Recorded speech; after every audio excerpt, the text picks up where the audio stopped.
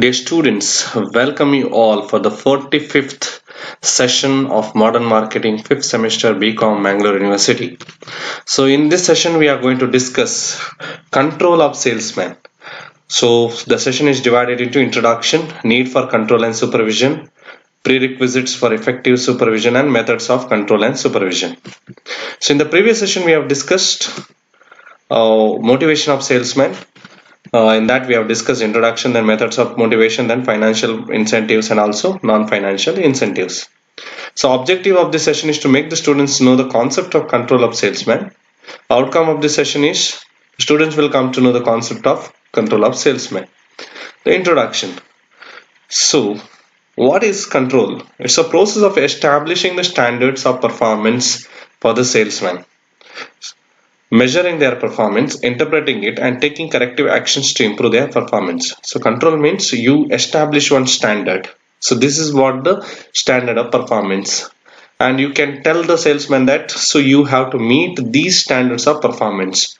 So then you can evaluate. After the work is done, you can evaluate whether the salesman has met the or has fulfilled the standards of performance. So this is how we can control the salesman's job or salesman's work. So the process of establishing the standards of performance for the salesman, measuring their performance and interpreting it and taking corrective action. So you can give the valuable feedback to the salesman so that he can work better based on the performance that he has done. So it is nothing but guiding, directing and checking the salesman's activity.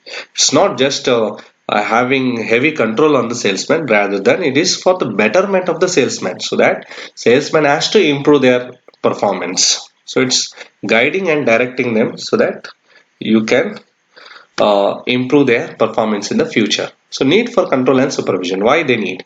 Because as human beings we are committed to what? Certain weaknesses. So what weaknesses? So when somebody sees us, we work. And when there are nobody to see us, then we don't work. So that will happen in the organization also, and also to the salesman also. So they have certain weaknesses, that is human weakness. So definitely to avoid that, we need control and supervision. Then to improve the efficacy of salesmen. So to improve in the sense, so when there is a control, when there is a proper supervision, they know that somebody is watching us, somebody is controlling us, somebody is supervising us. So definitely they will do their work sincerely without any wastage or without any wasting of time. So this will increase the efficiency of salesmen. Then for the success of sales campaign. So if the sales campaign need to be successful, then definitely sales campaign in the sense you are undertaking various campaigns to sell your products. So if this sales campaign need to be successful, then definitely there should be a proper supervision by the seniors or from the managers so that it will be successful. If the sales campaign is unsuccessful, then it's a waste of resources to the organization. So that to avoid this, there should be a proper control and supervision. Then to maintain proper and cordial relations with the public. So how these salesmen behave with the public, in the sense customers or consumers. So that need to be supervised. And then definitely they can keep in contact or they can have a better customer relationship management through control and supervision. Then next. So what are the prerequisites for effective supervision? So prerequisites are sales manager should know exactly what is expected from the salesman.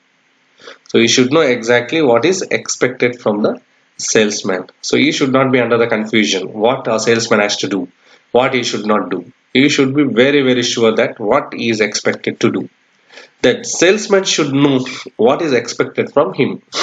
So salesman also should know what is his work. What is his target? What is his quota? Where he is to work? Which product he has to sell? Everything he has to know. There should not be any confusion. So when there is no confusion between these two, then definitely there is no need of control at all. Then sales manager should know whether salesmen are performing as per the requirement. So that's why the company need to have a standards of performance. So as per the standards, the salesmen need to work, and that is the responsibility of salesmen. And who has to observe that? Sales managers. Then salesman should know that sales manager knows all the activities. So salesman should understand that whatever the work has to be done by me is already known to my superior sales manager. So he should be sure about that. Okay, if he is under the confusion, then he may not do the work properly. So that's why he should be made sure that everything that is performed by him is known to the superior or salesman. Then salesman should know their good work is always appreciated. So salesman should know that whatever the good work that I do, whenever I achieve something, it is well appreciated, well notified. So these are the very important requisites for supervision. Then methods of control and supervision. So what are the various methods of control and supervision? First one, personal control. So very simple. Personal means it is personally checking the work of the salesman. So it's the oldest method of control. So earlier in the many years they used to use this method. So personally the supervisor will go and check the work of the salesman. So work of salesman is checked by the sales manager in small organizations. Usually in small organization, when there are less number of employees, it is possible. When there are so many number of employees, then it's very difficult to check each and everyone's work.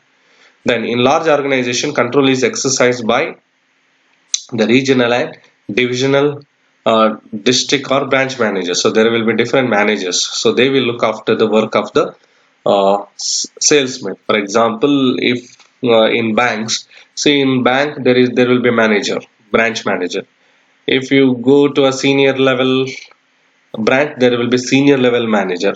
Okay, he is a branch manager. Then under him there will be manager, there will be assistant manager. So senior manager will look after the work done by the manager, assistant manager, and also clerks.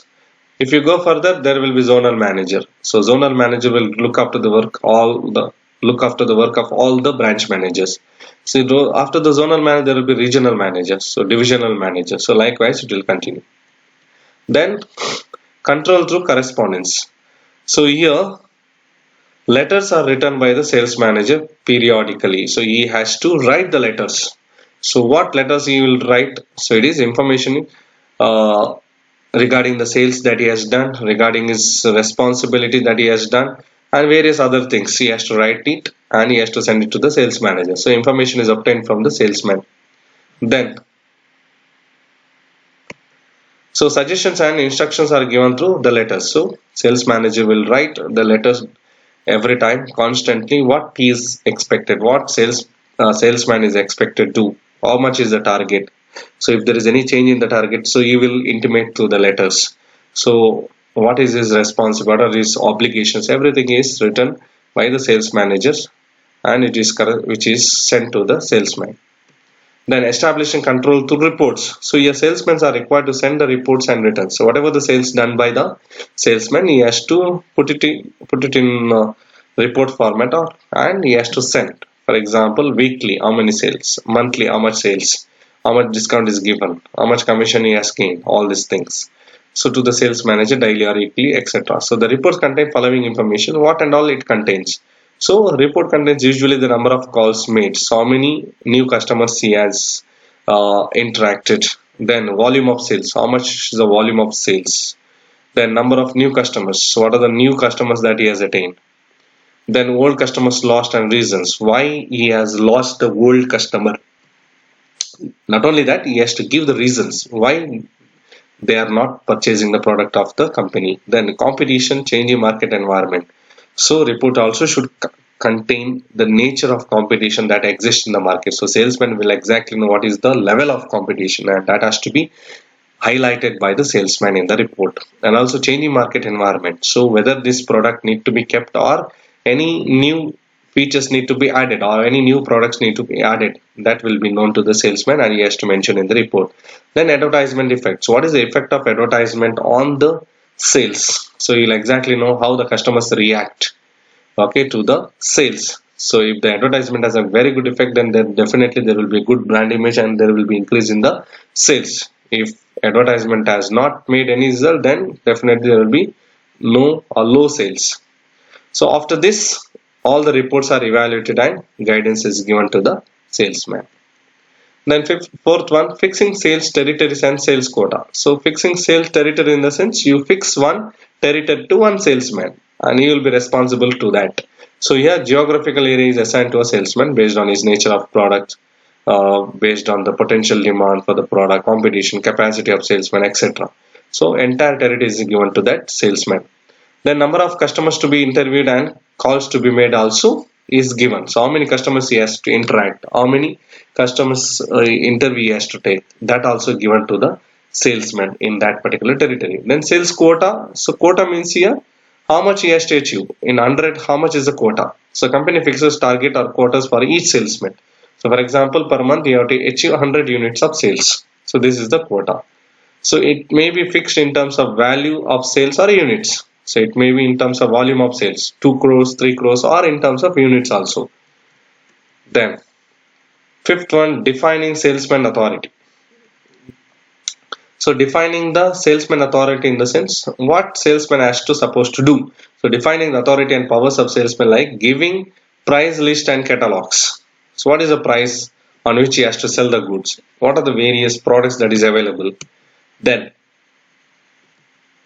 sales manager allows certain amount of freedom in matters of relating to granting of credit facilities, rate of discount, then pre and after sales service. So all these need to be uh, need for all this sales manager has to give certain freedom to the salesman. So he can take the decision with regard to credit facilities, rate of discount, pre and after sales service, etc. Then so that's all from this session. Thank you for watching this video. Thank you all.